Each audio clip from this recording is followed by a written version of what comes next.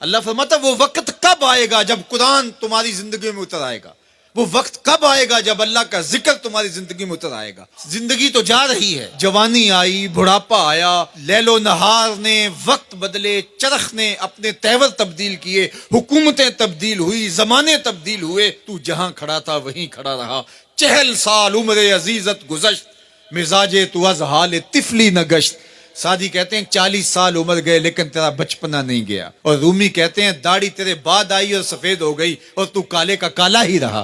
تیرے اندر نور نہیں آیا، تیرے اندر روشنی نہیں آئی، یہ تیرے بعد آئی اور پھر سفید بھی ہو گئی لیکن تو ابھی تک کالے کا کالا ہے۔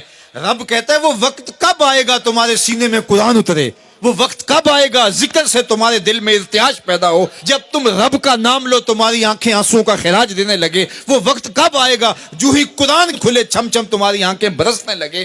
علم یعنی للذین آمنوا، وہ وقت کب آئے گا اہل ایمان کے لیے، ان تخشع قلوبہم لذکر اللہ وما نزل من الحق۔ اللہ اکبر، اللہ ہمیں وہ آج دن نصیب کر دے کہ قرآن سے یوں جڑ جائیں کہ قرآن کو پڑھیں، قرآن کے حرفوں سے نور پھوٹتا ہوا، درد پھوٹتا ہوا ہماری روحوں میں اترنے لگے، ہمارے قلوب میں اترنے لگے اور ہماری آنکھیں آنسوں کا خراج دینے لگے۔ اب میں اور آپ دیکھیں ہماری زندگی قرآن کے ساتھ، اللہ کے ذکر کے ساتھ، اس کی یاد کے ساتھ کہاں تک جڑی ہوئی ہے۔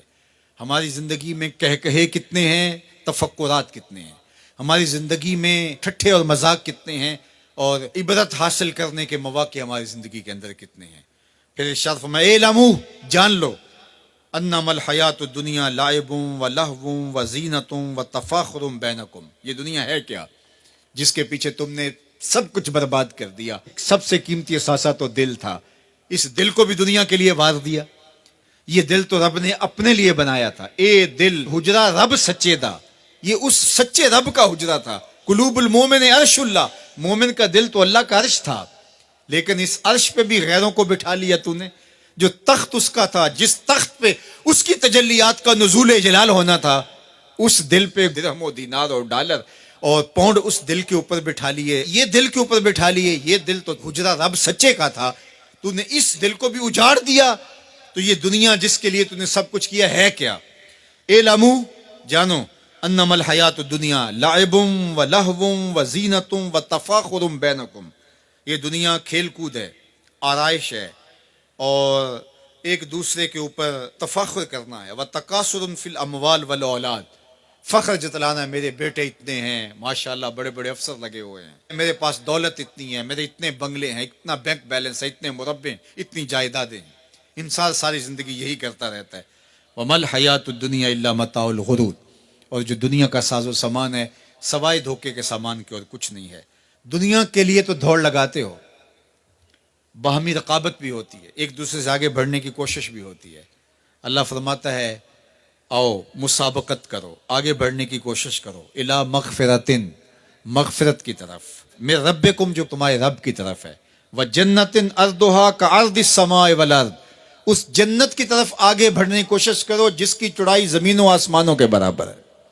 زمین و آسمانوں کو پھیلا دیا جائے تو یہ جنت کی چوڑائی بنتی ہے، جس کی چوڑائی اتنی ہے اس کی لمبائی کتنی ہوگی۔ تو فرمایا اس دنیا کے لیے تو بھاگتے ہو جو ختم ہو جانے والی ہے، آؤ بھاگو اس جنت کی طرف جس کی چوڑائی زمین و آسمان کے برابر ہے۔ اعدت للذین آمنوا باللہ ورسولہ، یہ اہل ایمان کے لیے تیار کی جا چکی، وہ موتیوں کا محل، وہ یاقوت کا محل، وہ زبرجد کا محل، وہ خالص مشک کا محل جو تمہارے لیے بنایا ہوا ہے، تم نے جانا ہے، اور تمہیں دروازہ کھولنے کی بھی ضرورت نہیں ہے، منتظر دربان کھڑے ہیں جو تمہارے لیے دروازہ کھول کے تمہیں مرحبا کہیں گے اور سلامتی تمہارے اوپر پیش کریں گے۔ وہ تمہارے لیے تیار کر چکا ہے۔ اصل تو زندگی وہ زندگی ہے، لیکن تم کس دنیا کے پیچھے بھاگ رہے ہو؟